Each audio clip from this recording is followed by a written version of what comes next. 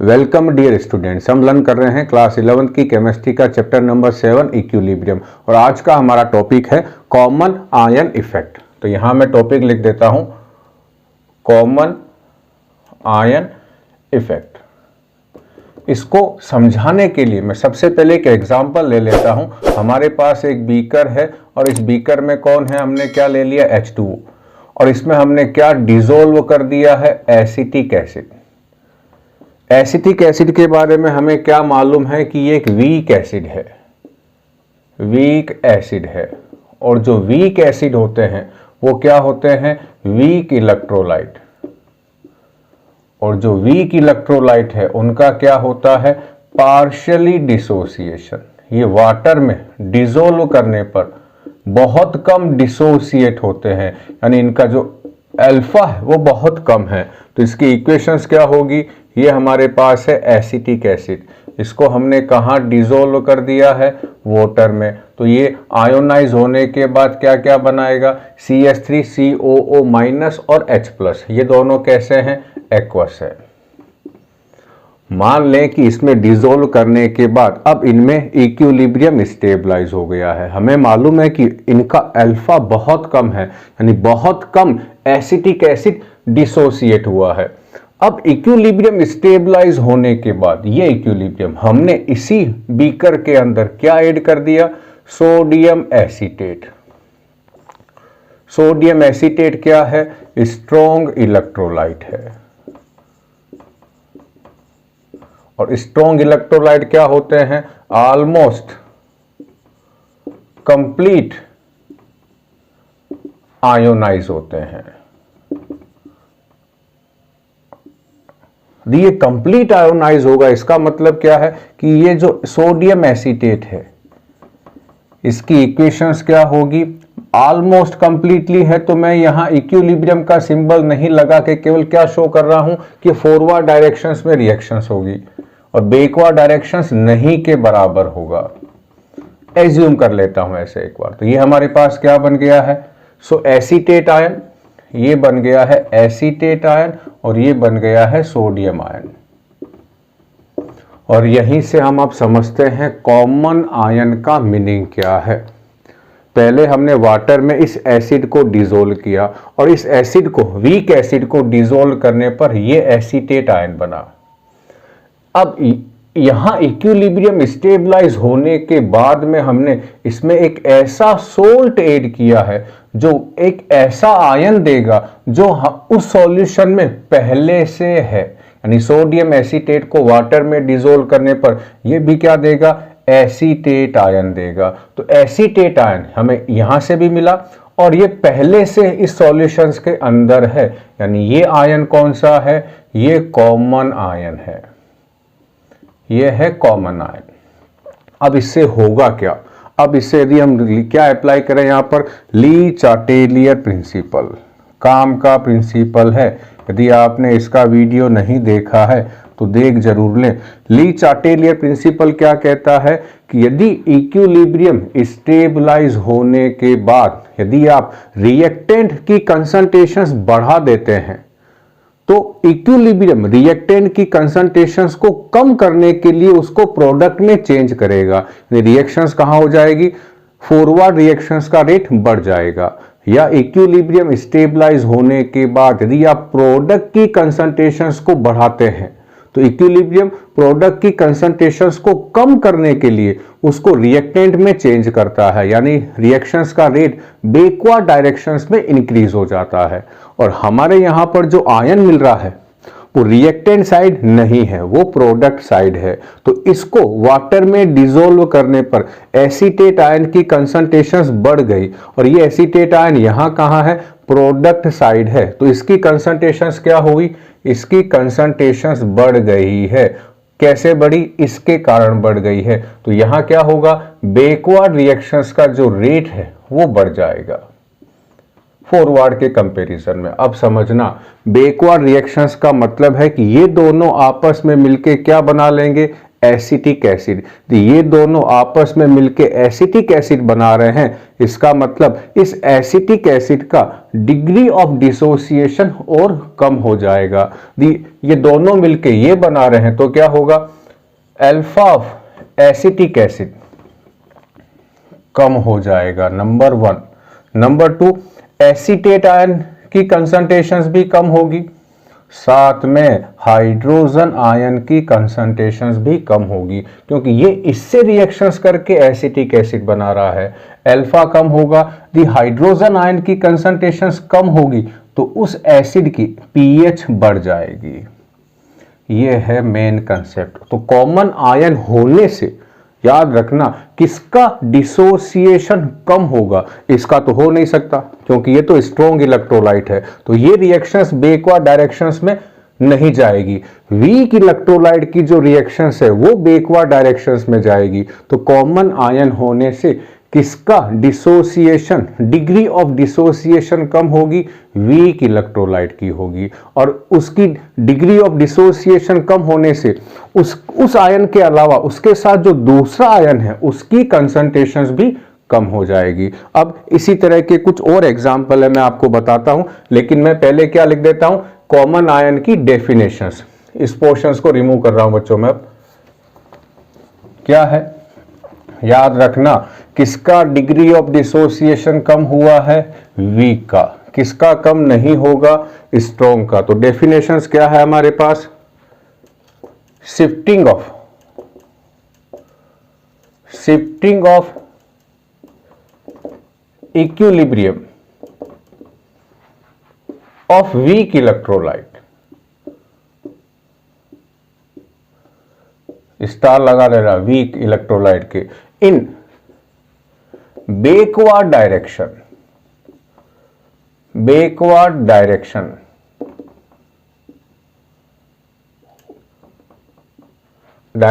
Due to presence of, कब होगी ये, due to presence of common ion. ये होगी कब, जब कॉमन आयन उसके अंदर होगा। इससे क्या होगा, फर्स्ट हमारे पास इससे होगा क्या, सेकंड को बच्चों रिमूव कर रहा हूं मैं, ये वाला।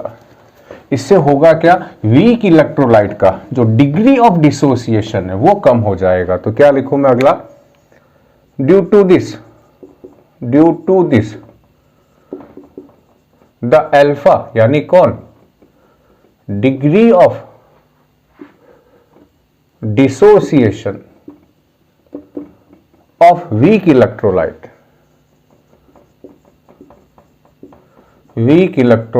डिक्रीजेस। ये दो बेसिक कंसेप्ट ध्यान रखना है, वीक इलेक्ट्रोलाइट का डिग्री ऑफ डिसोसिएशन कम हो जाएगा। अब मैं लेता हूं दूसरा एग्जांपल। मान लो हमारे पास बीकर है, बीकर में वाटर है और हमने इसमें क्या डिसोल्व कर दिया, इस बार वीक बेस। कौन है हमारे पास वीक बेस, NH4OH। और ये वाटर में क्या होगा, जब डिसोसिएट होगा या आयोनाइज होगा तब क्या बनेंगे, एक तो अमोनियम आयन और एक हाइड्रोक्साइड आयन। ये दोनों एक्वस है। यहां पर भी क्या मान ले, इक्विलिब्रियम स्टेबलाइज हो गया। अब हमने इस वाटर में क्या ऐड कर दिया, NH4Cl, अमोनियम क्लोराइड। फिर हमें क्या मालूम है कि ये स्ट्रॉन्ग इलेक्ट्रोलाइट है। ये क्या है, स्ट्रॉन्ग इलेक्ट्रोलाइट है। तो ये क्या होगा, 100% डिसोसिएट होगा। तो यहां क्या क्या बना, NH4 और Cl-, ये दोनों एक्वस है। फिर दिमाग लगाओ, यहां पर भी एक आयन ऐसा है जो इसने दिया है और वो ऐसा आयन है जो पहले से ही सॉल्यूशन में प्रेजेंट है, और वो कौन सा है, ये अमोनियम आयन। यहां से भी कौन सा मिला, अमोनियम आयन। अब इन दोनों में से ये रिएक्शंस तो बैकवर्ड डायरेक्शन में जाएगी नहीं, क्योंकि ये तो स्ट्रॉन्ग इलेक्ट्रोलाइट है, ऑलमोस्ट 100% डिसोसिएट होगा। ये रिएक्शंस जो है, इसका जो रेट है बैकवर्ड डायरेक्शंस का वो बढ़ जाएगा फॉरवर्ड के कंपैरिजन में। कौन सा प्रिंसिपल लगता है, ली चार्टेलियर प्रिंसिपल के अकॉर्डिंग। तो ये बैकवर्ड डायरेक्शंस में इसका रेट बढ़ जाएगा तो ये आयन तो कम होगा ही होगा। ये अमोनियम आयन तो कम होगा, साथ में इस आयन पे फोकस करो, ये आयन भी कम हो गया है। तो ये आयन कम होता है, इसका मतलब इसकी अमोनियम हाइड्रोक्साइड की बेसिक स्ट्रेंथ क्या होगी, कम होगी। इसका मतलब इसकी पीएच कम हो जाएगी, 7 से तो ज़्यादा होगी, 7 से तो ज़्यादा होगी। लेकिन पीएच की वैल्यू यदि पहले ये हम ऐड नहीं करते तो पहले 8 होती, तो ये ऐड करने के बाद 7 और 8 के बीच हो जाएगी। ये है कॉमन आयन इफेक्ट। अब मैं इसका एक एग्जांपल लेके आपको समझाता हूं कि ये कैसे अप्लाई होता है। एग्जांपल किसका ले रहा हूं, एसिटिक एसिड का। मैं इसको रिमूव कर रहा हूं बच्चों। अब मैं एसिटिक एसिड के एग्जाम्पल से आपको समझाने की ट्राई करता हूं कि अल्फा कैसे कम होगा। यह है एसिटिक एसिड और इसको हमने वाटर में डिसोल्व किया। कौन से आयन बने, एसीटेट आयन और हाइड्रोजन आयन। ये दोनों कौन से हैं, एक्वस हैं। और ये सारा काम कहाँ हो रहा है, इस बीकर के अंदर। इस बीकर में क्या है, H2O है, हमने साथ में ऐड क्या कर दिया है, एसिटिक एसिड। और अभी मान लेते हैं कि हमने इसमें सोडियम एसीटेट ऐड नहीं किया है। उस कंडीशंस में क्या होगा, तो जो एसिटिक एसिड है उसका जो डिसोसिएशन कांस्टेंट है Ka, उसकी वैल्यू है 1.8 इंटू 10 की पावर -5। अब मैं क्या एज्यूम कर लेता हूं कि एसिटिक एसिड की जो इनिशियल कंसंट्रेशन है वो है 1 मोलर, और ये कितना बना होगा, 0 और ये 0। यानी अभी मैंने इस एसिटिक एसिड को वाटर में डिसॉल्व नहीं किया है। मान लेते हैं कि इस एसिटिक एसिड को हमने वाटर में डिसॉल्व कर दिया, तो इसकी जो डिग्री ऑफ डिसोसिएशन है वो है अल्फा। तो इसका अल्फा जो है वो आयोनाइज हो गया, तो पीछे कितना बचा, 1 माइनस अल्फा। ये कितना बनेगा, अल्फा। ये कितना बनेगा, अल्फा। और मान लेते हैं कि हमें जो क्वेश्चन है उसके अंदर जो इनिशियल कंसंट्रेशन दे रखी हो, इनिशियल कंसंट्रेशंस, उसे मान लेते हैं यहां पर C। तो इस पूरी इक्वेशन को मैं किससे मल्टीप्लाई कर दूं, C से। C 1 माइनस एक्स, यहाँ C 1 minus alpha, C alpha और ये C अल्फा। अब यदि मैं इसके Ka का फॉर्मूला लिखूं यहाँ पर, Ka का, तो हमें मालूम है इसका फॉर्मूला कैसे लिखते हैं, एसीटेट आयन की कंसंट्रेशंस, हाइड्रोजन आयन की concentrations divided by acetic ion की कंसंट्रेशंस, मोलर कंसंट्रेशंस। इनके अकॉर्डिंग यदि मैं इन वैल्यू को पुटअप करूं, ये और ये तीनों, तो यहां क्या आ जाएगा, ये C अल्फा स्क्वायर अपॉन या C स्क्वायर अल्फा स्क्वायर, और यहां क्या होगा, C 1 minus alpha. C square alpha square कैसे आया, इसका C अल्फा, इसका भी C अल्फा, दोनों मल्टीप्लाई होंगे, ये एसीटेट का, ये हाइड्रोजन आयन का। तो एक C से एक C कैंसिल हो गया, पीछे क्या बचा, C alpha square upon 1 minus alpha. और वीक एसिड है ये, तो यहाँ क्या हम कंसेप्ट लगाते हैं कि अल्फा जो है उसकी वैल्यू बहुत कम है 1 से, तो 1 माइनस अल्फा जो है वो लगभग किसके इक्वल होगा, 1 के इक्वल होगा। तो 1 माइनस अल्फा को हम क्या मान ले, 1। तो यहाँ क्या आ जाएगा, C अल्फा स्क्वायर, और C अल्फा स्क्वायर किसके इक्वल है, Ka के। Ka equals to C alpha square, और C मैंने कितना मान लेता हूं, यहाँ पर C मैंने मान लिया है 1 मोलर। तो C हो गया 1 मोलर, तो क्या हो गया, अल्फा स्क्वायर इक्वल्स टू क्या हुआ, अल्फा स्क्वायर हो गया Ka। तो अल्फा बराबर क्या हो गया, रूट Ka, और Ka की वैल्यू क्या है, 1.8 इंटू 10 की पावर -7। तो अल्फा कैसे निकालेंगे अब, रूट 1.8 इंटू 10 की पावर -5। मैं एक काम करता हूं, इस डेसिमल को हटा के यहाँ 10 की पावर -6 कर देता हूं। तो 18 इंटू 10 की पावर -6 का रूट ले लें। 18 का रूट होता है 4.2 और 10 की पावर -6 का हो जाएगा 10 की पावर -3। ये क्या आ गया है, ये अल्फा है। ध्यान रखना, ये अल्फा कब का है, जब हमने इस वाटर में सोडियम एसीटेट ऐड नहीं किया है। तो यहाँ क्या लिखूं, अल्फा, ये यहां लिख देता हूं 4.2 इंटू 10 की पावर -3। याद रखना बच्चों, ये हमारे पास आ गया। और मैं यहां से क्या निकालूं, हाइड्रोजन आयन की कंसंट्रेशन। ये रहा हाइड्रोजन आयन और इसके रेस्पेक्टिव में ये है C अल्फा। तो यहां क्या लिखूं, C अल्फा, और C को हमने क्या मान लिया था, इनिशियल कंसंट्रेशन हमने 1 मोलर एज्यूम की थी। तो ये हो गया 1 इंटू 4.2 इंटू 10 की पावर -3। ये हाइड्रोजन आयन की कंसंट्रेशन हुई। यहां क्या लगाऊं मैं अब, पीएच का फॉर्मूला, पीएच का फॉर्मूला लगा के क्या निकाल लूं इसकी, pH negative log of hydrogen ion, और यहां नेगेटिव को बाहर ले लो, लॉग अंदर लिखो, और हाइड्रोजन आयन कितना है 4.2 इंटू 10 की पावर -3, नेगेटिव को बाहर रखो, और यह जो मल्टीपल है ये दोनों तरफ लॉग ले लो, तो यहां हो जाएगा log 4.2 प्लस log 10 की पावर -3। अब मैं क्या काम करूं, अब बच्चों थोड़ा सा पोर्शंस मुझे रिमूव करना होगा ताकि मैं आपको समझा दूं यहाँ क्या होगा, तो ये यहाँ से रिमूव कर देता हूं, इसकी ज़रूरत है नहीं अभी हमें, ये वाला। तो अब क्या हो जाएगा यहाँ पर, नेगेटिव बाहर ही रहने दो, अभी आप लिखो log 4.2, अब log 10 की पावर -3 है, ये -3 आगे आ जाएगा, तो ये माइनस और ये प्लस हो जाएगा, माइनस log 10 की वैल्यू हो जाएगी 1, तो होगा log 4.2 -3।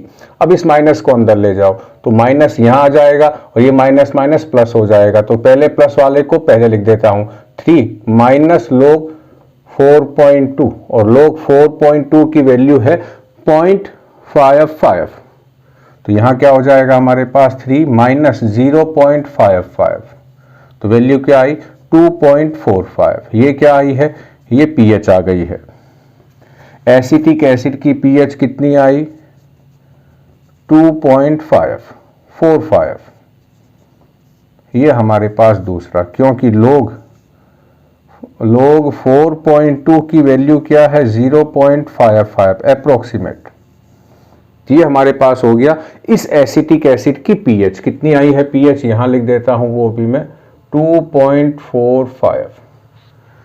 ध्यान क्या रखना है, इस पूरे कंसेप्ट में हमने कहीं पर भी क्या ऐड नहीं किया है, सोडियम एसीटेट, तो यहां कौन सा इफेक्ट अभी नहीं लगा है, कॉमन आयन इफेक्ट। अब मैं क्या काम करता हूं, यही एग्जांपल रिपीट करता हूं और क्या एज्यूम करूंगा, क्या काम करूंगा, अब मैं इसमें सोडियम एसीटेट भी डिसॉल्व कर दूंगा। अब मैं इसको पहले रिमूव कर रहा हूं बच्चों सारा, ये दो वैल्यू हमारे काम की, क्योंकि हम ये दो वैल्यू कंपेयर करेंगे सोडियम एसीटेट डिसॉल्व करने के बाद की स्थिति से। वापस मैं क्या लिख देता हूं जल्दी से, ये एसिटिक एसिड के डिसोसिएशन की इक्वेशंस, कौन सा बनाया, एसीटेट आयन और ये हाइड्रोजन आयन, ये एक्वस, ये भी एक्वस।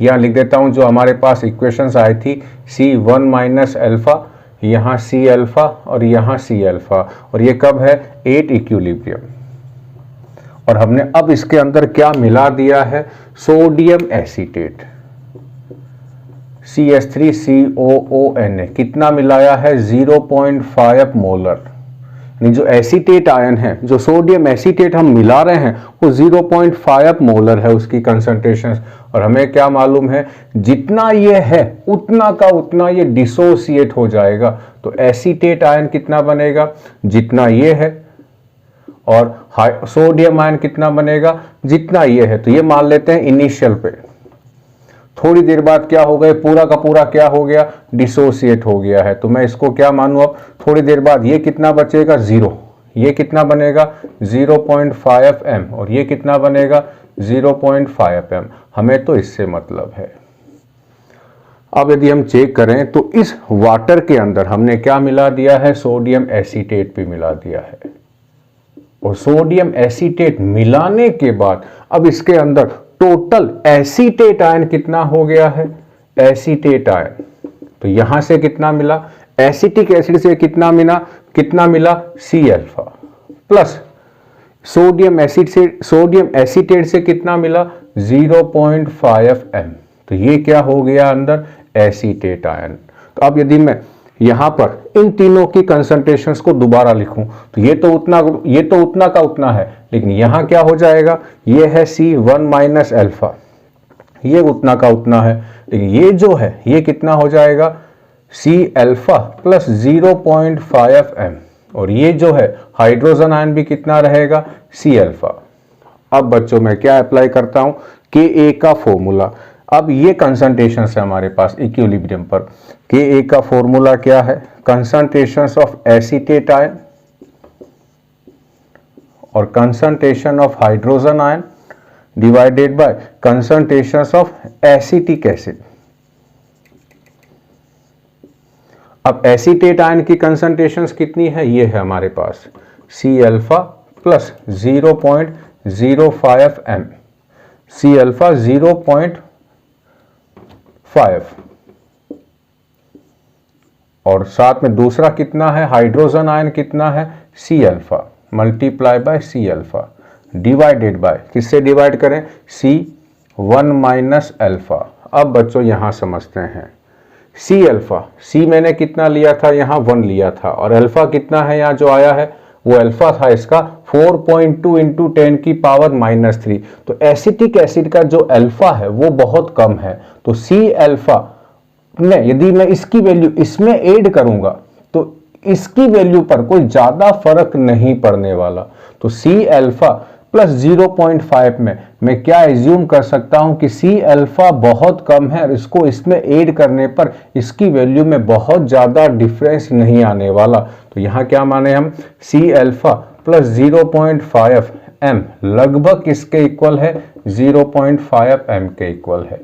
तो यहां से क्या काम करूंगा, सी अल्फा को हटा देंगे, तो यहां क्या बचा, 0.5 multiply by C alpha upon C 1 minus alpha. फिर हमें क्या मालूम है, 1 माइनस अल्फा में अल्फा बहुत कम है तो लगभग इसकी वैल्यू किसके इक्वल है, 1 के। तो सी 1 माइनस अल्फा को यहाँ क्या कर दूं मैं, 1, सी से क्या हो जाएगा, सी कैंसिल, ये सी से सी गया, तो पीछे क्या बचा यहाँ पर 0.5 अल्फा, और ये 0.5 अल्फा किसके इक्वल है, के ए के, और एसिटिक एसिड का के ए कितना था, 1.8 इंटू 10 की पावर -5 इक्वल्स टू 0.5 अल्फा।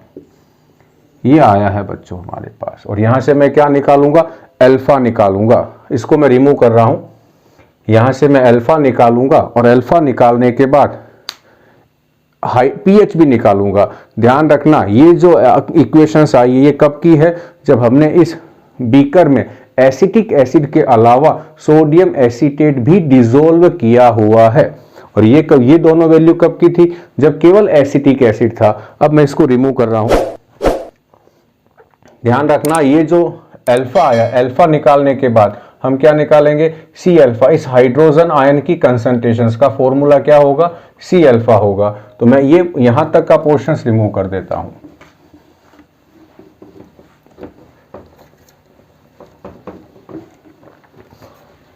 हो जाना चाहिए इतने में हमारा काम। तो यहां लिखते हैं, अब अल्फा की वैल्यू निकालते हैं, अल्फा इक्वल्स टू 1.8 इंटू 10 की पावर -5 डिवाइडेड बाय 0.5, डेसिमल दोनों हटा दो यहां से, तो यहां हो गया 18 इंटू 10 की पावर -5 डिवाइडेड बाय 5, ये होगा लगभग 3.6 इंटू 10 की पावर -5। ये क्या आ गया हमारे पास, अल्फा।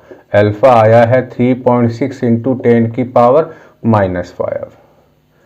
अब यहीं से बच्चों देखो, ये अल्फा कब का है, सोडियम एसीटेट मिलाने के बाद, और ये अल्फा कब का है, जब हमने सोडियम एसीटेट नहीं मिलाया था। इन दोनों की वैल्यू को कंपेयर करो,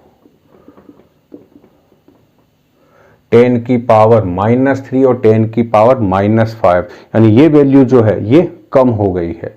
यानी सोडियम एसीटेट मिलाने के बाद एसिटिक एसिड की डिग्री ऑफ डिसोसिएशन कम हो गई है, फर्स्ट हमारे पास। अब मैं क्या निकालूं यहां पर, हाइड्रोजन आयन की कंसंट्रेशन। इस वाले केस में क्या निकलेगी, सी अल्फा, और सी हमने कितना लिया था, ये सी क्या है, एसीटेट आयन की कंसंट्रेशन जो हमने 1 मोलर ली थी। तो सी अल्फा रियल में किसके इक्वल होगा, 1 मल्टीप्लाई बाय 3.6 इंटू 10 की पावर -5।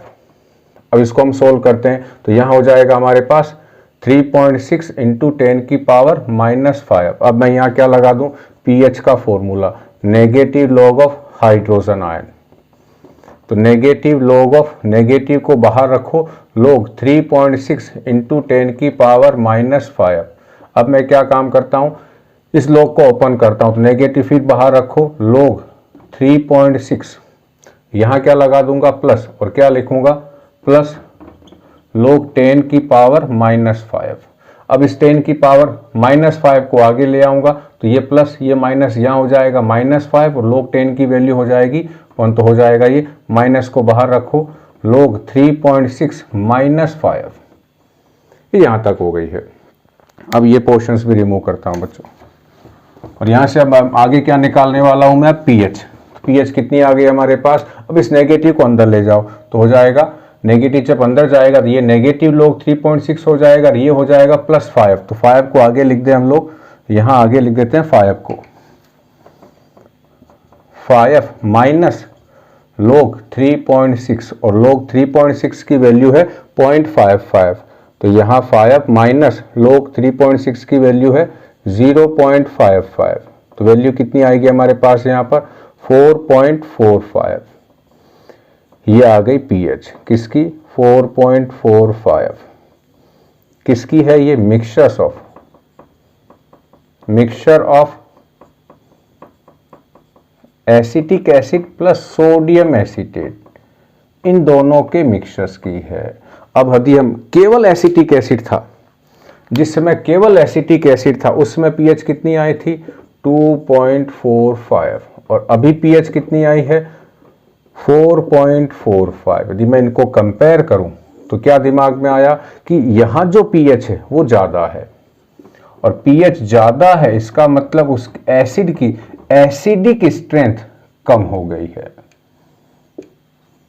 यानी कॉमन आयन होने से एसिटिक एसिड का जो डिसोसिएशन है वो कम हो गया, और ये यहाँ प्रूफ हो गया है।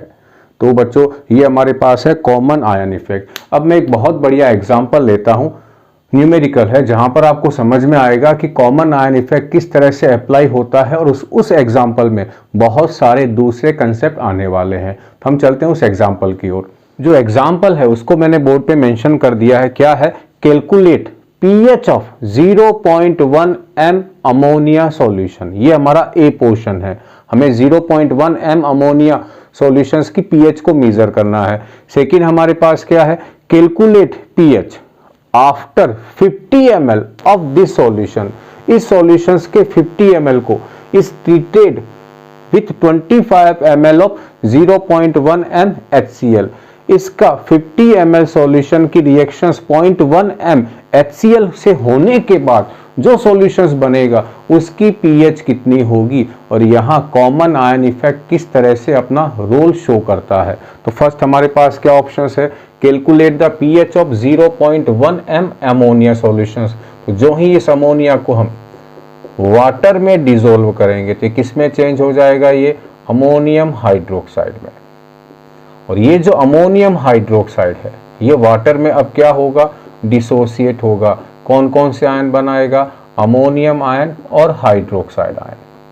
अब अमोनियम आयन की कितनी कंसंट्रेशंस है हमारे पास, 0.1 m है, 0.1 m। हम इसको वैसे करते हैं, मान ले कि इसकी कंसंट्रेशंस 1 होती, ये 0 बनता, ये 0 बनता, यहाँ टाइम क्या है 0 है इनिशियल। एट इक्विलिब्रियम पे क्या होता, इसका अल्फा डिसोसिएट होता, तो पीछे कितना बचता 1 माइनस अल्फा, ये कितना बना अल्फा, ये भी कितना बनता अल्फा। अब इस पूरे को मैं सी से मल्टीप्लाई कर देता हूं, और ये सी क्या है, ये है इनिशियल कंसंट्रेशन। और हमारे इस क्वेश्चंस में इनिशियल कंसंट्रेशंस कितनी दी हुई है 0.1 m, ये रही। तो अब यहाँ क्या आ जाएगा 0.1 m, यहाँ भी 0.1 और यहाँ भी 0.1। लेकिन मैं पहले इसके Kb का फॉर्मूला लिख लेता हूँ। क्या आएगा, concentrations of ammonium ion, concentration of hydroxyl ion divided by concentrations of NH4OH। तो यहाँ अमोनियम आयन कितना है C अल्फा, हाइड्रोक्साइल आयन कितना है C अल्फा, अमोनियम हाइड्रोक्साइड कितना है C1 माइनस अल्फा, एक C से एक C कैंसिल हो गया। 1 माइनस अल्फा में अल्फा की वैल्यू बहुत कम है, तो इसकी वैल्यू किसके इक्वल हो गई है 1 के, तो यहाँ क्या हो जाएगा 1। तो फॉर्मूला क्या आया हमारे पास C अल्फा स्क्वायर, ये है Kb। तो यहाँ मैं क्या करूँ अब, Kb इक्वल्स टू क्या हो गया है C अल्फा स्क्वायर, तो अल्फा स्क्वायर इक्वल्स टू क्या हो जाएगा Kb अपॉन C। और पहले अल्फा स्क्वायर की वैल्यू निकाल लेते हैं। तो यहाँ क्या है, Kb की वैल्यू कितनी है 1.8 है, तो यहाँ लिखता हूँ 1.8 डिवाइडेड बाय 10 की पावर -5, किससे डिवाइड करूँ, सी क्या है, इनिशियल कंसंट्रेशन, और वो कितनी है 0.1 m। इस डेसिमल को इससे रिमूव कर दो तो यहाँ कितना बचा, alpha square equals to 18 into 10 की पावर -5। मैं एक और काम करता हूँ, यहाँ एक जीरो लगा देता हूँ, ये अल्फा स्क्वायर है, यहाँ जीरो लगा देता हूँ, यहाँ 10 की पावर -6 कर देता हूँ, तो 180 इंटू 10 की पावर -6। ऐसा क्यों किया, ताकि इस अल्फा स्क्वायर की वैल्यू इजीली कैलकुलेट कर लें। कैसे, 10 की पावर -5 है तो इसका आधा हो जाएगा 10 की पावर -3, तो अल्फा इक्वल्स टू क्या होगा, रूट ऑफ 180 इंटू 10 की पावर -6। 180 का रूट जो है वो अप्रोक्सीमेट है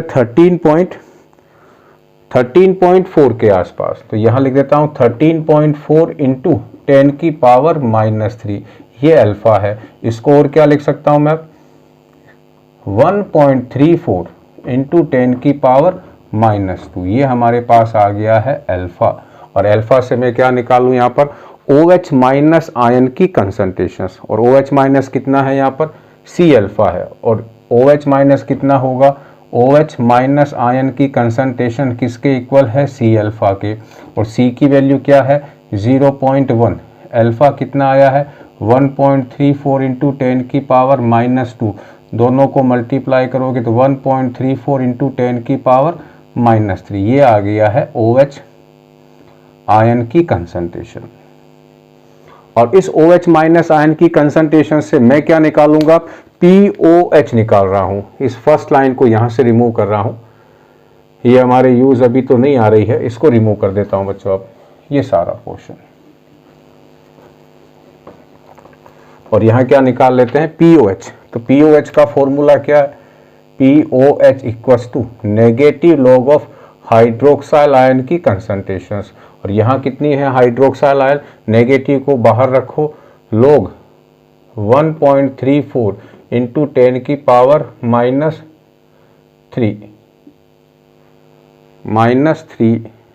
सही है, हाँ -3।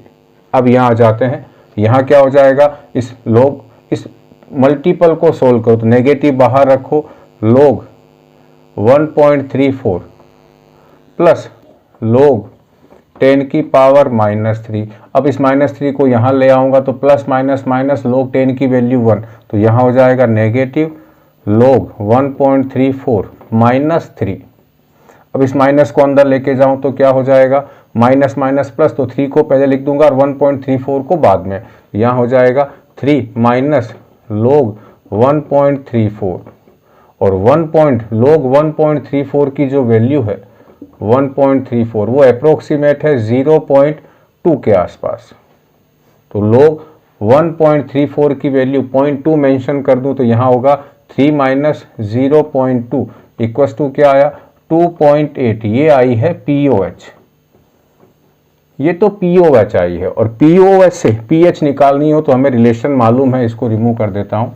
रिलेशंस क्या है, pH और POH दोनों का जो सम है वो किसके इक्वल होता है 14 के, pH POH इक्वल्स टू 14, तो pH equals to 14 minus POH equals to 14 minus 2.8 कितनी आएगी 11.2, ये हमारे पास आंसर्स आ गया है। तो फर्स्ट हमारे पास क्या सोल्व हो गया है, 0.1 m अमोनिया सॉल्यूशंस की pH आ गई है। अब इसके आगे का जो पोर्शन है उसमें बच्चों बहुत सारे कंसेप्ट लगने वाले हैं। अब मैं इस पूरे बोर्ड को रिमूव कर रहा हूं और हम इसी के सेकंड पार्ट को सोल्व करते हैं। अब हमारा जो सेकंड पार्ट है वो क्या कह रहा है कि इस अमोनिया का सॉल्यूशंस का 50 ml और इसमें क्या मिला दो इसी के अंदर 0.1 m HCl, यानी जो बीकर है इसमें क्या क्या ले लिया इसने 50 ml, तो क्या लिया है 0.1 m NH3 का सॉल्यूशन, और इसी में क्या मिलाया है 25 ml 0.1 m का ही HCl मिला दिया है, और टोटल कितना हो गया अब ये 75 ml हो गया है, इसका 50 ml इसका 25 ml, और मिक्स करने के बाद हमें क्या निकालनी है इस सॉल्यूशन की 25 ml सॉल्यूशंस की हमें pH निकालनी है। तो पहले हमारे दिमाग में क्या क्या चीज़ें आनी चाहिए कि अमोनिया जो है वो बेस है और HCl क्या है एसिड है, तो इनके बीच क्या हो जाएगी, रिएक्शंस, और क्या बनेगा, अमोनियम क्लोराइड NH4Cl। और ये क्या है, ये याद रखना, ये स्ट्रॉन्ग इलेक्ट्रोलाइट है। तो अगला क्या काम होगा, जितना ये बनेगा उतना का उतना ये सारा वाटर में टूट जाएगा, किस किस में, अमोनियम आयन और Cl- में। ये याद रखना बच्चों। अब आते हैं हम लोग कि ये इक्वेशंस क्या कहती है कि इसका 1 मोल, इसके 1 मोल से रिएक्शंस करेगा। अब हम क्या चेक करें कि यहां कितना, अमोनिया के कितने मोलिक्यूल हैं और HCl के कितने मोलिक्यूल हैं। तो यहां बच्चों हम क्या निकालते हैं, मिलीमोल। ये काम का कंसेप्ट है बच्चों, मिलीमोल निकालते हैं। और मिलीमोल निकालने का फॉर्मूला क्या है, किसी का भी आप मिलीमोल निकालो तो उसकी जो कंसंट्रेशन है और उसके जो वॉल्यूम है ml में, उसको मल्टीप्लाई कर दो। मिलीमोल का मतलब है कि आप मोल निकाल रहे हो, वो मोल किस में है, मिली में है। और वो कैसे निकालेंगे, जिसका भी मिलीमोल निकालना हो, चाहे अमोनिया का चाहे HCl का, उसकी जो कंसंट्रेशन है उसको उसके वॉल्यूम से मल्टीप्लाई कर दो। तो यहाँ क्या होगा, तो मैं अमोनिया का क्या निकालूं, मिलीमोल, तो क्या होगा, यहाँ पर अमोनिया की कितनी कंसंट्रेशन है, 0.1, और उसका कितना वॉल्यूम है, 50, तो कितना आएगा, 5 मिलीमोल ऑफ अमोनिया। इसका मतलब अमोनिया के 50 ml सॉल्यूशन में 5 मिलीमोल है, मोलिक्यूल है। अब क्या निकाले हम इसी तरह से HCl का, तो HCl का क्या निकलेगा, कितनी कंसंट्रेशन से, 0.1, और उसका वॉल्यूम कितना है, 25, तो क्या बना, 2.5 मिलीमोल ऑफ HCl। ये बच्चों काम का है। तो यहां क्या लिखो, अमोनिया में 50 मिलीमोल है, किसके, अमोनिया के, ये मिलीमीटर नहीं है, ये मिलीमोल है। और HCl के कितने हैं, 50 नहीं 5, और HCl के कितने हैं, 2.5 मिलीमोल है। मोल का यदि मैं मिली हटा दूं और मोल होता तो 5 मोल किसका माने, अमोनिया का, और 2.5 मोल किसका माने, HCl का। तो HCl के 2.5 मोल, मिली मैं एक बार इग्नोर कर रहा हूं, इसके इतने मोल, इसके इतने मोल से रिएक्शंस कर लेंगे, यानी इसके 2.5 मोल, इसके 2.5 मोल से रिएक्शंस कर लेंगे। तो 2.5 मोल क्या बनेगा, NH4Cl। यदि इसका 1 मोल होता, इसका 1 मोल होता, ये दोनों रिएक्शंस करते तो इसका 1 मोल बनता। यदि इसका 2.5 मोल होता और इसका 5 मोल होता तो भी इसी के अकॉर्डिंग रिएक्शंस होगी, इसी स्टाइक्योमेट्री के अकॉर्डिंग। तो इसका 2.5 इसके 2.5 से रिएक्शंस करेगा, तो ये कितना बनेगा, 2.5 मिलीमोल। तो अब यहां मैं क्या करूं कि इसका 2.5 मिलीमोल बच जाएगा, इसका कितना बचेगा, 0, और ये दोनों, इसका 2.5 मिलीमोल, इसका 2.5 मिलीमोल, रिएक्शंस करके क्या बनाएगा, 2.5 मिलीमोल ऑफ NH4Cl। इतना क्या बनेगा, NH4Cl बनेगा। और हमें क्या मालूम है कि ये कैसा होता है, ये कंप्लीट आयोनाइज हो जाएगा NH4Cl, तो अमोनियम आयन और क्या बनेगा, Cl- आयन। तो ये अमोनियम आयन कितना बनेगा, जितना ये बनाता है, यानी 2.5 मिलीमोल ऑफ अमोनियम आयन। हम मिलीमोल से कंसंट्रेशन निकाल सकते हैं, कंसंट्रेशन से मिलीमोल, कुछ भी निकाल सकते हैं बच्चों। अब यहां तक आपको समझना जरूरी है। एक बार मैं हल्का सा वापस आपको समझा देता हूं। 50 ml किसका लिया, 0.1 अमोनिया, 25 ml किसका था, 0.1 m HCl का, इन दोनों को मिक्स किया तो HCl और अमोनिया के बीच रिएक्शंस होगी और क्या बनेगा, अमोनियम क्लोराइड। और ये स्ट्रॉन्ग इलेक्ट्रोलाइट है और ये जब डिसोसिएट होगा तो ये 100% डिसोसिएट होगा। अब हमें समझना क्या है कि HCl कितने हैं और अमोनिया कितने हैं, ताकि NH4Cl कितने बनेंगे ये हमें मालूम हो। तो हमें पहले से क्या मालूम है कि अमोनिया का वन मोलिक्यूल इसके 1 मोलिक्यूल से रिएक्शंस करता है, तो इसका 1 मोलिक्यूल बनेगा। तो इसका 1 मोल होता, इसके 2 मोल होते, तो ये इसका 1 मोल ही है, तो इसका भी 1 मोल रिएक्शंस करता।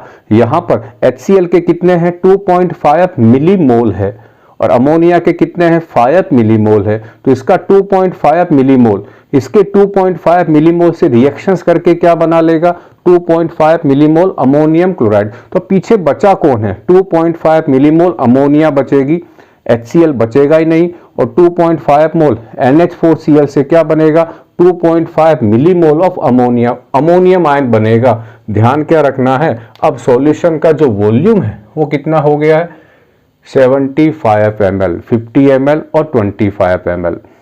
यहां तक हो गया बच्चों। मैं इस पोर्शंस को रिमूव कर, उस ऊपर वाले को मैं रिमूव कर देता हूं अब, और यहां से अब बड़े काम की चीजें आने वाली है। और यहीं से क्या आने वाला है, कॉमन आयन इफेक्ट कैसे लगेगा।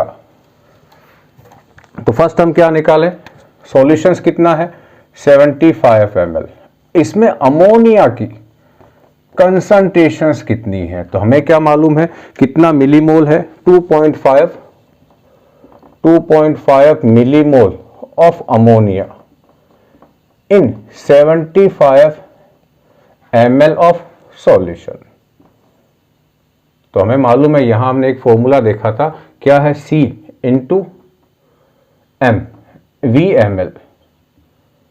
आप इनको मल्टीप्लाई करते हो तो क्या आ जाता है, मिलीमोल आ जाता है। तो ये हमारे पास मिलीमोल है और हमें कंसंट्रेशंस निकालनी है, तो क्या फॉर्मूला हो जाएगा यहां पर, ये था millimole equals to concentrations into volume millilitre में। तो हमारे पास यहाँ वॉल्यूम है और 2.5 मिलीमोल भी है, तो यहाँ लिखूं 2.5 मिलीमोल इक्वल्स टू C हमें निकालनी है और VmL कितना है, 75 ml है। यहाँ से मैं क्या निकालूं, अमोनिया की कंसंट्रेशंस किसमें, 75 ml में। क्यों, क्योंकि उसी के अकॉर्डिंग हम अब pH निकालेंगे। तो C कितनी हमारे पास हो गई, यहाँ पर C हो गई है, ये C निकालना है, तो मिलीमोल 2.5 को किससे डिवाइड कर दें, 75 से, तो आएगा यहाँ पर 0.034 मोलर। ये हमारे पास अमोनिया की कंसंट्रेशंस आ गई है। कब, ये सारी इनके बीच रिएक्शंस होने के बाद जो अमोनिया बचा हुआ है इस 75 ml में, उसकी ये कंसंट्रेशंस आ गई है 0.034 मोल। और अब मैं क्या काम करता हूं, इस अमोनियम की इक्वेशंस लिख रहा हूं। ध्यान क्या रखना है आपको, एक और चीज, यहां अमोनियम आयन भी है, ये भी मिलीमोल में है, तो मैं इसको रिमूव कर रहा हूं इस पोर्शंस को, और क्या निकालता हूं, अमोनियम आयन की कंसंट्रेशंस कितनी है। ये तो अमोनिया की निकली है, अब निकालता हूं अमोनियम आयन की। अमोनियम आयन कितना बना है, 2.5 मिलीमोल। इसकी भी मैं क्या निकालूं अब, कंसंट्रेशंस। तो फॉर्मूला क्या लगेगा, फॉर्मूला लगेगा हमारे पास millimole of ammonium ion divided by उसका, वो जिस सॉल्यूशन में है उसका वॉल्यूम। तो अमोनियम आयन ये रहा, इसकी भी कितनी मिलीमोल है, 2.5, और यहां पर भी कितने ml सॉल्यूशन है, ये जो रिजल्टेंट मिलाने के बाद जो बना वो 75 है, ये भी कितना हुआ, 0.34 मोलर।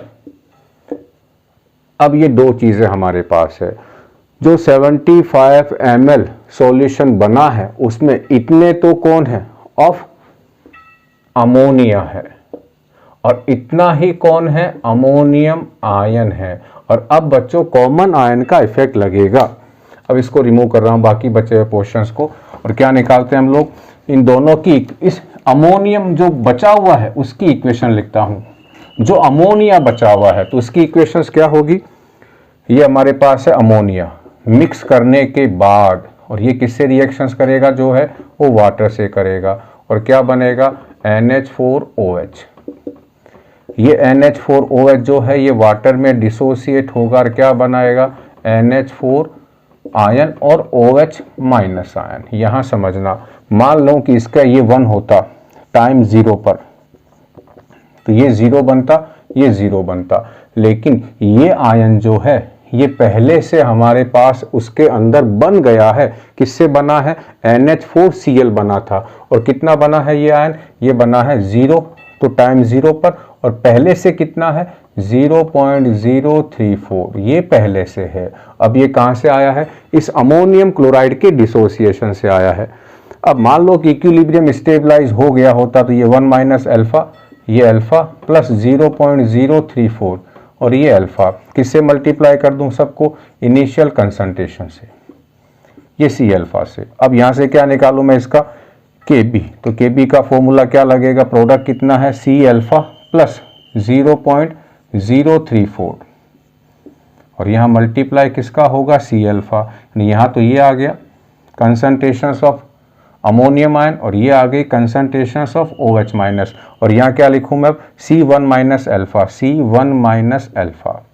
अब समझना बच्चों, यहाँ पर C कंसंट्रेशंस कितनी है, इनिशियल कंसंट्रेशंस हमारे पास है 0.034 इनिशियल, और अल्फा क्या है, इस अमोनियम हाइड्रोक्साइड है तो उसका अल्फा बहुत कम होता है, तो ये भी कम ये भी कम, और इन दोनों का मल्टीपल और कम आएगा। तो इसकी वैल्यू जब हम इसमें ऐड करेंगे तो इसकी वैल्यू पर कोई इफेक्ट नहीं होगा।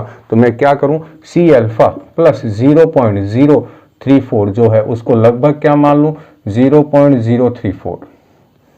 और ये मानने के बाद हम जब वापस लिखेंगे इसको तो यहाँ हो जाएगा 0.034 multiply by C alpha upon C1 minus alpha, और 1 माइनस अल्फा को भी हम क्या मान लें, 1 माइनस अल्फा जो है वो भी लगभग किसके इक्वल है, वो 1 के इक्वल है, क्योंकि अल्फा की वैल्यू बहुत कम होती है वीक एसिड और वीक बेस के लिए।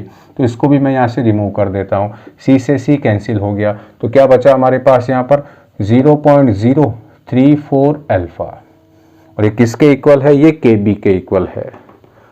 और यहां से मैं अब क्या निकालूंगा, पीएच निकालूंगा। ये पीएच किसकी आएगी, 75 ml सॉल्यूशंस की आएगी। इससे पहले जो हमारे पास 50 ml सॉल्यूशन था उसकी पीएच कितनी आई थी, उसकी आई थी 11.2। और यहां से बच्चों मैं अब क्या निकाल रहा हूं, ये वाले पोर्शन से, ये हमारे पास आ गया है Kb आ गया है, तो इस ऊपर वाले पोर्शंस को रिमूव कर देता हूं बच्चों, ये वाला रेड वाला, ध्यान से समझना। अब यहाँ Kb की वैल्यू कितनी है, 1.8 इंटू 10 की पावर माइनस 5, ये Kb की वैल्यू, ये किसके इक्वल है, 0.034 अल्फा के। तो यहाँ से अल्फा कितना आएगा, 1.8 इंटू 10 की पावर माइनस 5 डिवाइडेड बाय 0.034, तो ये हमारे पास अल्फा आ गया। अब मैं क्या काम करूं, OH माइनस आयन की कंसंट्रेशंस को मेजर करता हूं। हो सकता है इनमें से बहुत सारी चीजें कैंसिल हो जाए। ये हमारे पास है OH माइनस और इसकी वैल्यू किसके इक्वल है, C अल्फा के, C अल्फा। और यहाँ C ध्यान रखना बच्चों, अब जो अमोनिया है उसकी इनिशियल कंसंट्रेशंस कितनी है, 0.034 है मोलर। तो यहाँ मैं क्या निकालूं अब, इसका OH, तो क्या फॉर्मूला लगेगा, C अल्फा। C की वैल्यू कितनी है, 0.034 और अल्फा कितना है, 1.8 इंटू 10 की पावर माइनस 5 डिवाइडेड बाय 0.034। तो क्या होगा, ये 0.3434 से कैंसिल हो गया, तो पीछे क्या बचा, 1.8 इंटू 10 की पावर माइनस 5, और ये क्या आ गई है, ये आ गई है 1.8 इंटू 10 की पावर माइनस 5, क्या है, इस OH माइनस आयन की कंसंट्रेशन से। और यहाँ इस OH माइनस की कंसंट्रेशन से मैं क्या निकालने वाला हूँ, इसकी POH यहाँ निकालूंगा बच्चों। ट्राई करूंगा जल्दी से सोल्व कर दूं इसको यहाँ से, और इसकी POH निकालने के बाद हम इसकी pH निकाल लेंगे। तो मैं सीधा फॉर्मूला लिखता हूँ, नेगेटिव लॉग ऑफ, ये वैल्यू पुटअप कर देता हूँ, 1.8 इंटू 10 की पावर माइनस 5।